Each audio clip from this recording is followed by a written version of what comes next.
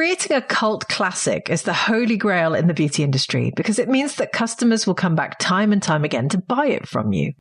And the beauty of creating a cult classic in cosmetics means that it is exactly that. It's a classic formulation that customers love using and that they don't want to see changing or disappearing. That formulation then generally also doesn't need updating. The brand selling it can simply continue to refer back to buying that classic formulation over and over again. And this is, of course, slightly at odds with the general ethos behind the beauty industry, which pushes for new and innovation all the time. After all, when you have something new to sell, you also have something else to sell to your customers. And this is, of course, why so many of us have ended up with bathroom shelves filled with cosmetics that we don't necessarily use, or if we do use all of them, having that many products may not actually be benefiting our skin. So it is always a breath of fresh air to meet a beauty brand owner who tries to do things differently. What would happen if you created a skincare brand that only focuses on making those classics? Those cult classics that will never fall out of favor.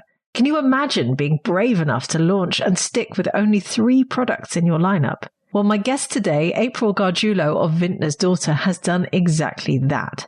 Her brand has been around for over a decade now, and her success very much shows that much of that longevity is fueled by her mission, the strong community that she and her team have built around the business, and the boldness that she's shown in sticking with just 3 exquisite formulations. You will want to hear April's story, I promise. It's going to inspire you so much.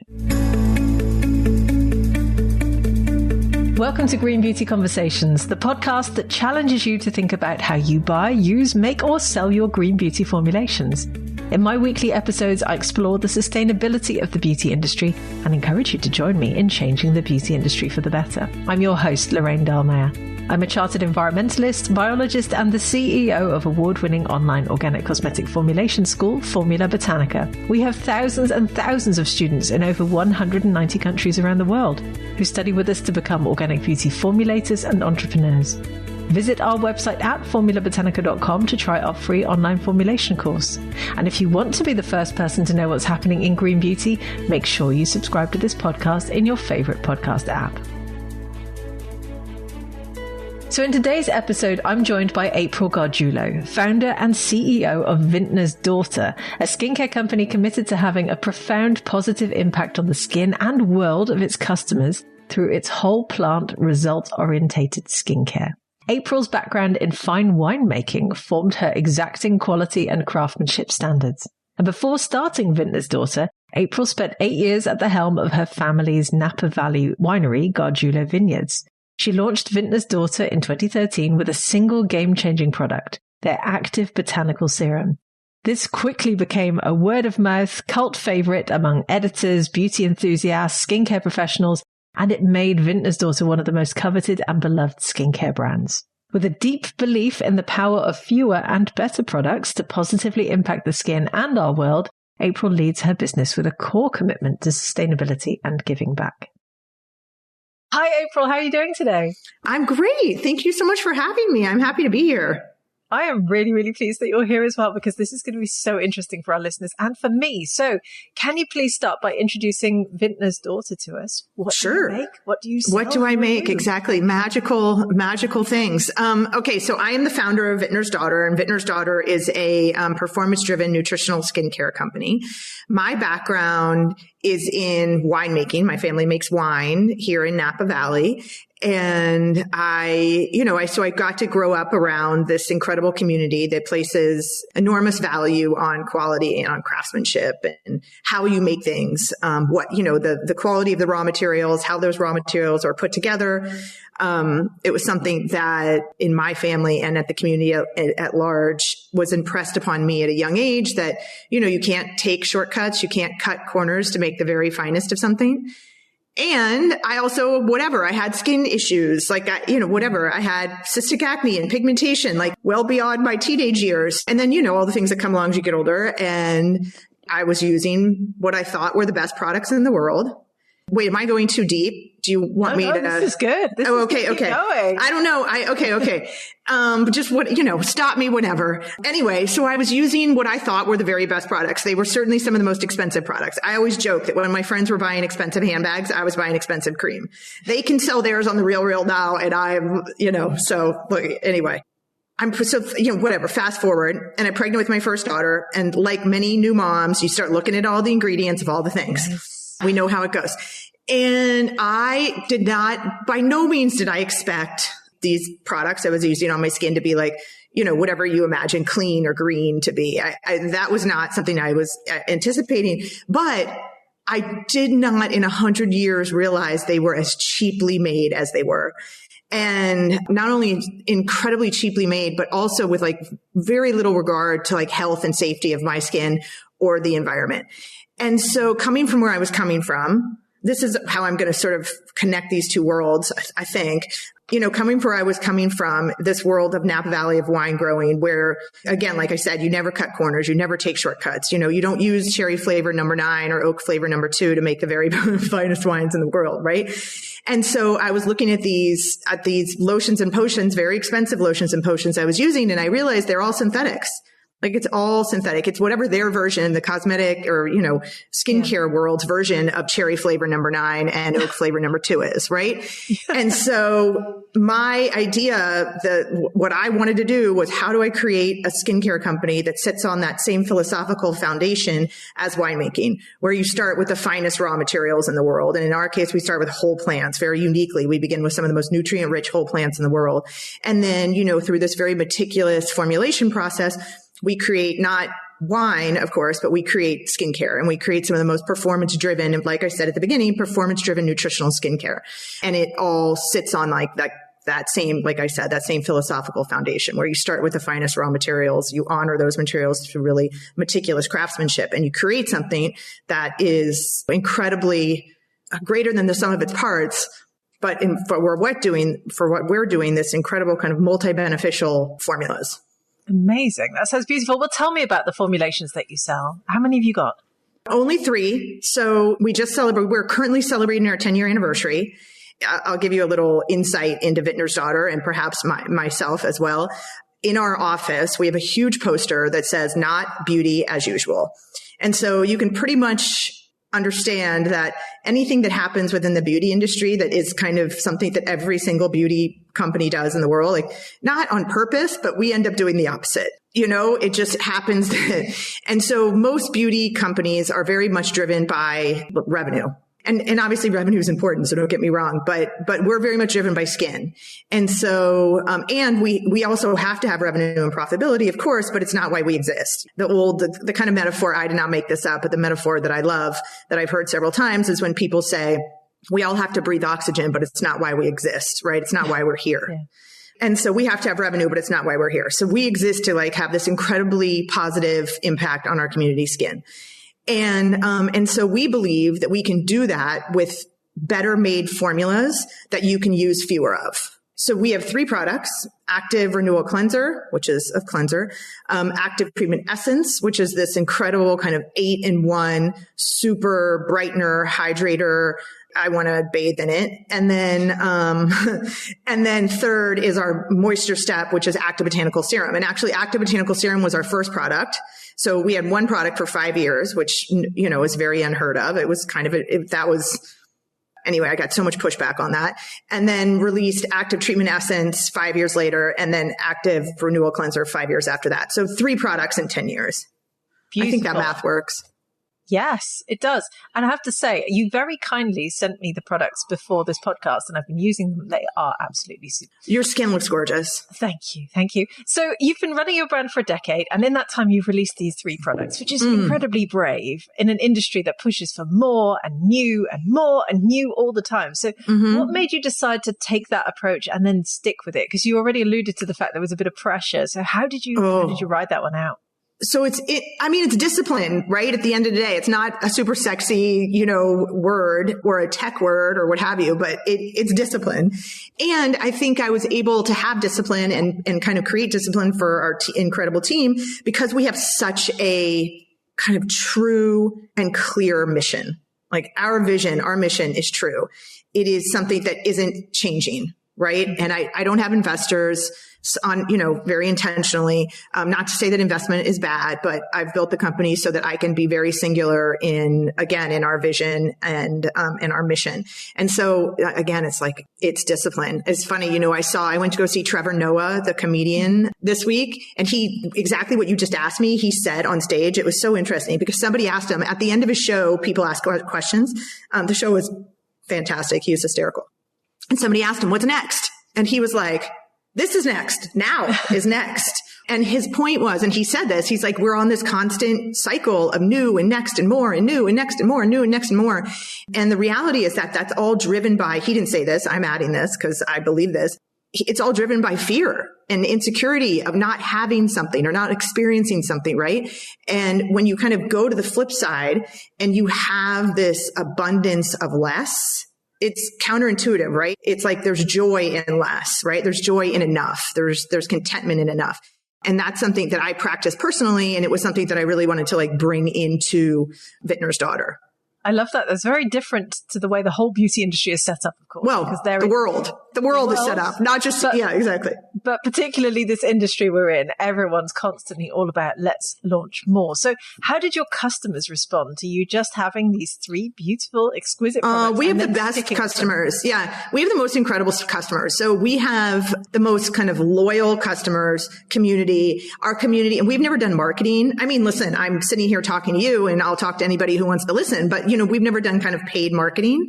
And so the way people hear about us is really through friends. I always say G to G. That's how we've grown, girlfriend to girlfriend. And every time I say that, there's many men who sort of say, hey, we use it too. So I'm going to include you in that, guy to guy maybe. But it is something that we've been extraordinarily fortunate. We have an amazing community. And by the way, it's not as if they're not also, anytime I kind of send or ask in a DM, like, hey, or not even, sorry, like just on an Instagram post, like a public post, hey, what would you guys like to see? It's amazing because they basically want us to make everything that they use, So, it's good. It's good. You'd have 50 SKUs if you were. No, it'd be like shampoo, conditioner, body soap, body cream, all of it. And not to say that we won't have, I would actually love to figure out the Vintner's Daughter version of body. As you can imagine, our standards are really, really high in terms of performance. And so to think about what that could look like is something that I'm really interested in. Well, let's talk about those standards because you pride yourself on taking the time to manufacture your formulations and you embody this slow beauty approach. So can you walk me through what slow beauty means to you? This is what we call it. We say that we move at the speed of quality. And so it goes back to this world, again, this beautiful world of winemaking where you can't rush things. It takes the time it takes. Again, you're not going to use cherry flavor number 2 or oak flavor number 9, right? It is that you have to go through the steps and you can't rush the steps. So, again, we move at the speed of quality and we're really proud of that. And so what my amazing marketing team figured out is that it takes us 66 times longer to make every bottle of Vintner's Daughter than the average beauty. So it takes about 3 to 5 weeks to make every bottle of Vintner's Daughter. And most skincare is made in a couple hours. And again, that's because we are starting with whole plants. We're not starting with powders or extracts or synthetics. We're starting with whole plants because, just like our bodies, right? Our bodies are never going to thrive off of processed food. Our bodies thrive off of whole foods. And so our skin is our largest organ also. We believe thrives off of whole foods. So it's why we begin with some of the most nutrient-rich whole plants in the world. Beautiful. Well, you say that you formulate to ancient methods using old world craftsmanship. And you've just said it takes 66 times longer. So what does that actually mean from start to finish? Yeah. What's involved? Again, so we're starting with whole plants. And so we're in nutrients are either oil soluble or water soluble. Kind of interesting. Vitamin C, for instance, is a water soluble nutrient. Vitamin A is a oil soluble nutrient. We're creating these, what I'm going to call infusions. And again, it's technology, but it's ancient technology. And it's technology that takes a long time, ultimately. And, for me, I thought 3 weeks was very fast because it takes, 3 years to make a bottle of wine. So for me, I thought 3 weeks was nothing. It's all perspective, right? I guess naivete and perspective were both on my side. And so to spend 3 weeks building a formula and creating a formula that's able to have this like very deep connection to the skin because of the way that we're formulating, I can't imagine it doing it any other way. And like I alluded to before, I mean, I got turned away. Nobody wanted to play with us. Nobody wanted to party. It was like, oh man, I got turned away from every lab there was. I mean, they were like, wait a second, we make everything else in 3 hours and you want me to, what? You want us to spend 3 weeks on this? Excuse me, what? That was interesting. And then even like just having a single product for 5 years was a challenge. It was at the height, and it still exists to some degree, but I think people are starting to kind of come around to it. But it was at the height of this kind of like, 25,000 step Korean skincare routine. Yes. And I don't know if you remember that. And it was this idea that, the more products and steps you had, the closer to God you were. And and so, the mind boggles, yes. Right. And which is absurd. I mean, which of course is absurd and so not good for your skin. And so I was saying, no, let's just use this one. It can be, it does so much. And retailers did not even know how to talk about a single product, did not know how to merchandise a single product. It was like, they just did not, they couldn't get their heads around it. And it was, I'll tell you who saved my butt and who to this day, I think, my gosh, they are like the secret, I don't know if you remember this old movie, Usual Suspects, and the main character was Kaiser Sose, and he was like the guy, right? Okay. So they're that. They just run the whole show and you don't even know it. Is the makeup artists. So makeup artists found us. And these extraordinary makeup artists found us. And because they loved what Active Botanical Serum, our first product, did for skin, it just created this beautiful, even tone kind of matte glow on the skin that they love to build on, right? This they created this palette. And so, again, this was just me in a room with a website, packing boxes. I did not have a PR team. It was, nothing, right? It was me. I was pregnant out to here. It was wild. Anyway, so somehow these makeup artists found us, and then they would tell their, very famous clients and customers, or clients, I guess. And then at the same time, Instagram was happening. And so it was, it was a lot of really kind of, listen, we build beautiful products, don't get me wrong, but it was also good timing. Amazing. Well, how did you navigate those complexities with approaching labs, approaching retailers? Amazing to hear that the makeup artists got on board, but eventually you would have had to work with some labs and retailers, I'm assuming. So how did you navigate that at the time? I have such deep belief in what we do and how we do it and what we make that anytime someone says no, I don't even hear no, I hear not yet. You just haven't seen the light yet. I don't know how to describe it, because I have such a deep belief in what we're doing, in our products, that I think, okay, that's cool. I'll come back and we can talk again in a couple weeks. And so that's what it was. I can't even tell you, our number one retailers, retail partners, where we are there also their number one, said no to me so many times, so many times. It's funny now. That's spoken like a true entrepreneur, I have to say. So when we first met, you were telling me that you have 3 core ingredients that come back in all of your formulations. What are they and why those? Again, so every formulation starts with whole plants, right? And there's 3 plants that are kind of the heart of every, and we call that infusion, we called our phytoradiance infusion, right? So this is this technology, old world technology, that is at the heart of every formula we make. And so the first 3 plants that we start every phytoradiance infusion with are dandelion, nettle, alfalfa. Dandelion, nettle, alfalfa were literally referred to in ancient texts as the foods of life. These have been part of ancient cultures. Some of the most, you talk about blue zones. Inevitably, one of these 3 or a combination of the 3 are a staple part of these blue zone diets. They are incredibly nutrient dense. And so we know that they kind of form this kind of holy trinity between the 3 of them. And so that's where we start with those 3, every formula we ever make. And then we add both whole botanicals to amplify whatever it is that we're trying to do, right? So with cleanser, it's this perfectly balanced, but really bright. And we also want the circulatory effect happening with cleanser. And then with essence, I mean, so much of it is similar, but we're kind of going about it different ways. With Essence, we're delivering all that water soluble nutrition. And so all this incredible brightening vitamin C, all these really balancing, beautiful kind of like barrier repair B vitamins.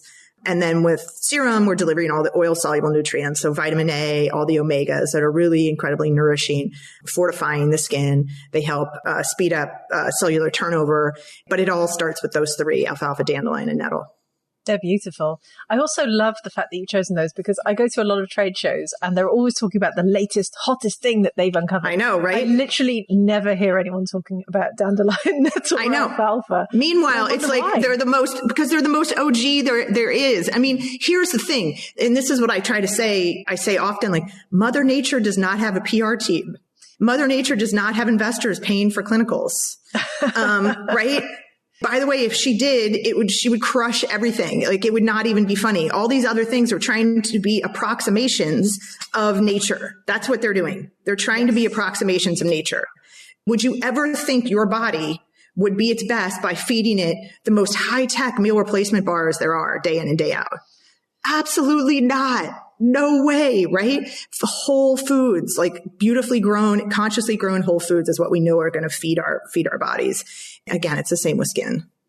Okay, well, beautiful. Well, presumably lots of listeners now are immediately frantically looking up dandelion nettle online. Well, there's dandelion tea. You'll see, I mean, you start to recognize that they are kind of, what do I want to say? Kind of like the heart of a lot of ancient medicinal kind of ideas.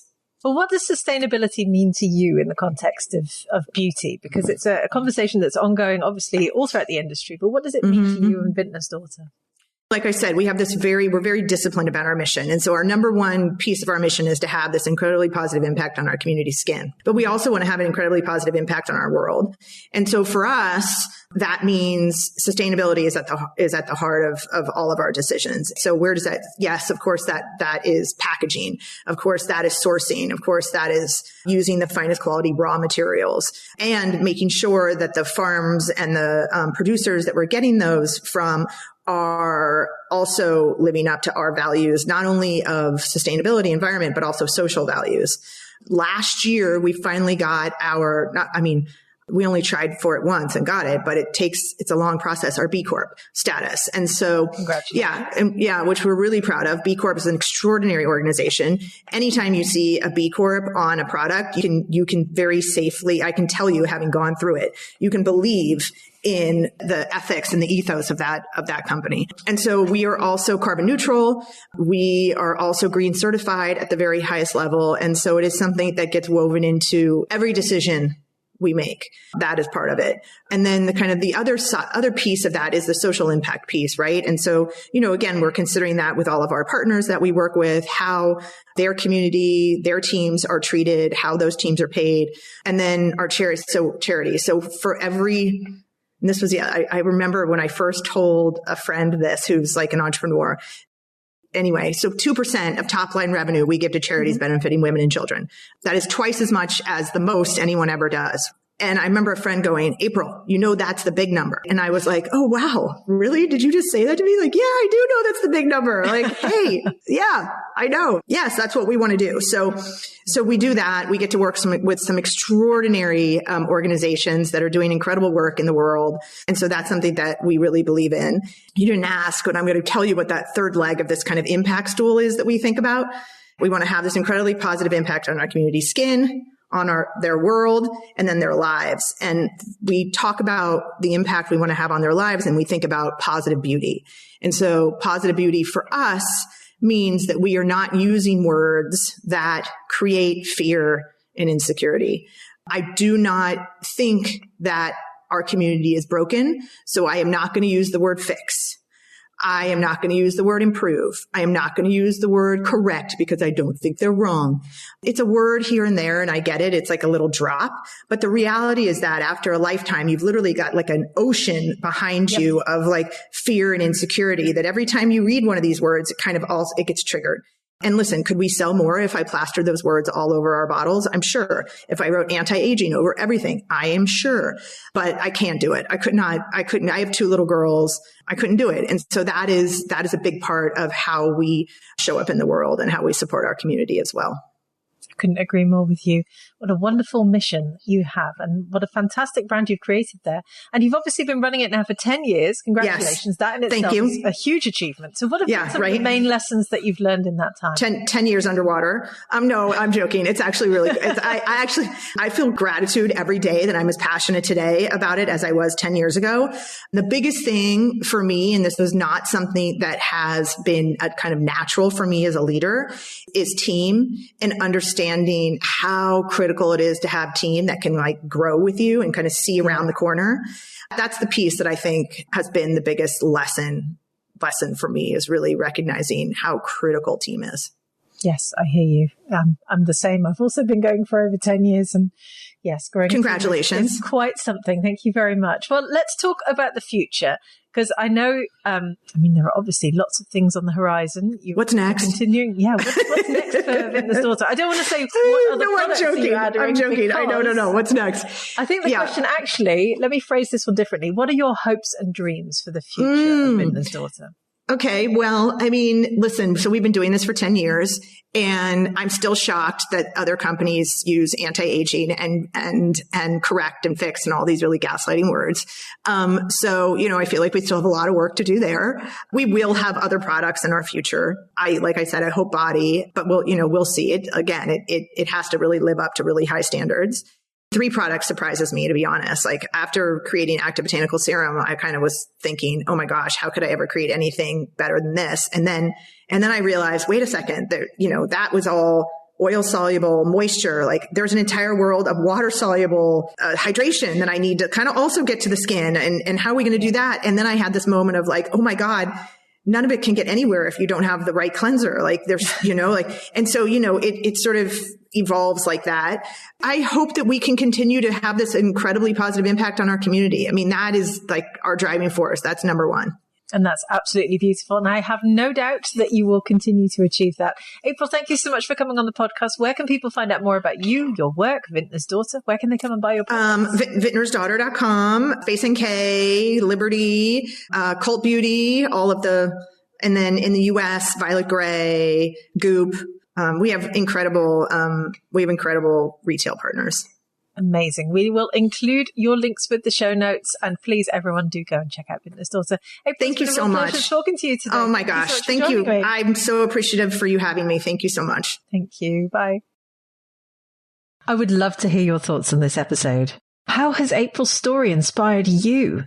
Leave us a comment on our social channels, as both the Formula Botanica team and I love hearing from you. And if you do want to hear more from other beauty brand founders who do things slightly differently, please do delve back into the podcast archives. Go and listen to episode 137, in which I interviewed Melody Reynolds of Elate Cosmetics on her mission to get her customers to buy less. Or episode 109, in which I spoke to Tara Pelletier of Meow Meow Tweet on the way that they help their customers reduce overconsumption by going for bulk buys. Or episode 87, in which I interviewed Formula Botanica graduates and founders of By Bee Beauty, Elsie and Dominica, on their mission to create carbon-negative formulations. There is a wealth of information in our old episodes, and I do encourage you to go back and listen to them. Thank you for joining April and I for this latest episode of Green Beauty Conversations. I really hope you enjoyed it. If you did, please do leave us a 5-star review so that other people can enjoy these conversations too. Make sure you subscribe to the podcast on Apple Podcasts or Spotify or whatever your favorite podcast app is, and stay tuned for our next episode. Follow Formula Botanica at Formula Botanica on Facebook, Instagram, YouTube, Pinterest, TikTok, Twitter, or LinkedIn. We're everywhere. And come and give me a follow at Lorraine Dahlmeyer on Instagram. Visit our website at formulabotanica.com and sign up for our free online formulation course today.